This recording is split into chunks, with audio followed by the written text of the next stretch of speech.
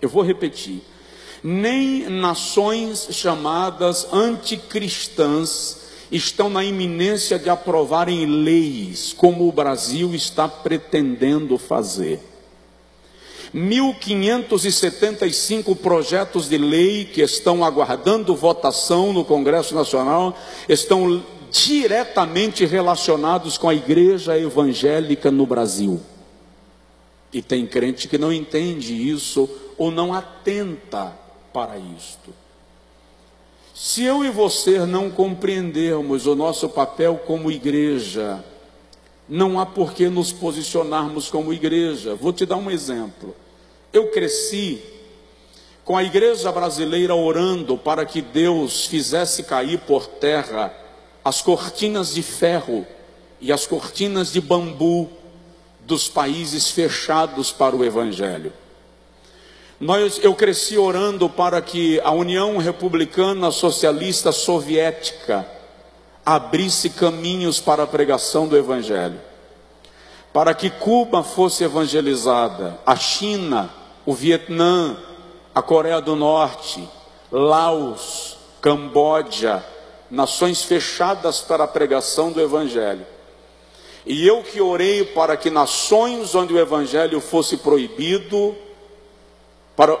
eu que orei para que nações onde o Evangelho era proibido, fosse abertas as portas, agora vou votar em candidatos que pretendem coibir a pregação do Evangelho no meu país. É coerente com a minha oração? Eu oro todos os dias para que nossas crianças sejam abençoadas, porque a nossa descendência é uma geração poderosa na terra. Mas eu vou votar em candidatos que defendem a liberação da pedofilia. A minha oração tem coerência? Nós investimos aqui em centros de recuperação. A nossa igreja apoia alguns centros de recuperação, porque nós cremos que drogados, dependentes químicos e alcoólicos podem ser libertos. Mas eu quero votar em candidatos que pregam a liberação do cultivo e do comércio das drogas. É coerente? Eu estou dizendo aos irmãos que se preocupem onde matricular o seu filho ano que vem, para que seu filho estude em ambientes onde ele receba princípios, valores, conduta moral. Mas eu vou votar em candidatos que defendem a liberação do kit gay para ser usado nas escolas de ensino fundamental. Onde está a coerência do cristianismo que eu prego e da oração que eu faço?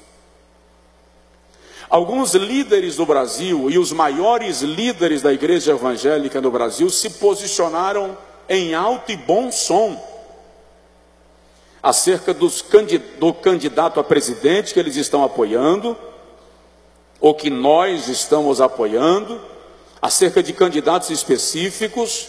Eu não gosto da menção direta, não é que eu sou contra fazê-lo, mas gosto que você entenda o que é princípio de liberdade e a exerça com sabedoria e com inteligência. Então, a igreja do Senhor Jesus no Brasil está num momento muito melindroso da sua história. E eu vou repetir: nenhuma nação que institucionalizou a iniquidade foi poupada do juízo divino.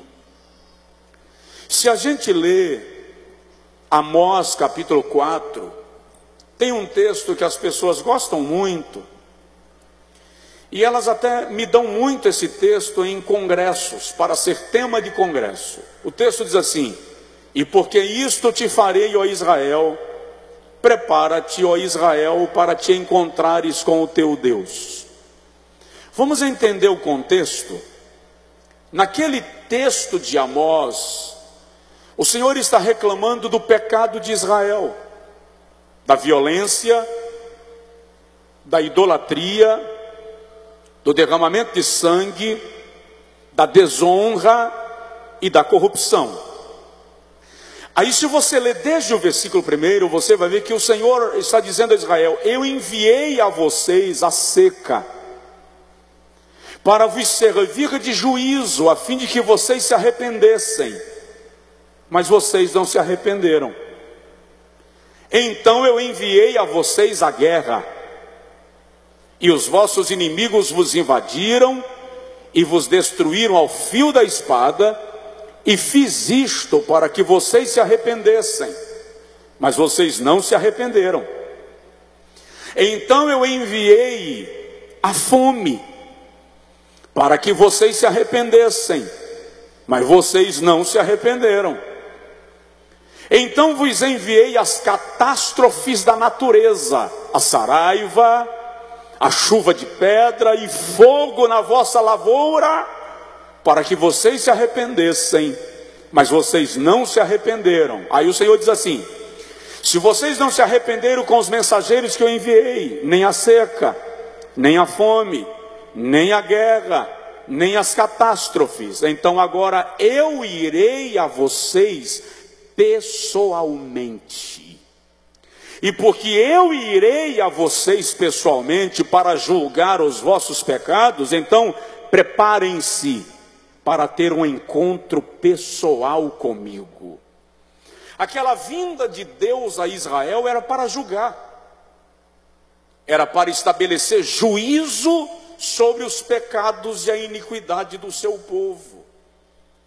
Daqui a uma semana nós vamos eleger a deputados estaduais, nós vamos eleger a deputados federais, nós vamos eleger senadores, nós vamos eleger governadores dos estados, trazendo para cá governador do nosso estado, nós vamos eleger um presidente da república. E é preciso que eu e você estejamos em oração esta última semana, porque há ânimos elevados, espíritos eriçados, corações malignizados, mentes diabólicas e uma ação no mundo espiritual acerca deste país. Se você acha que isso não tem nada a ver, dá uma lida em Efésios 6, quando Paulo fala das armaduras do Espírito. E Paulo diz que o mundo espiritual é organizado em hierarquia.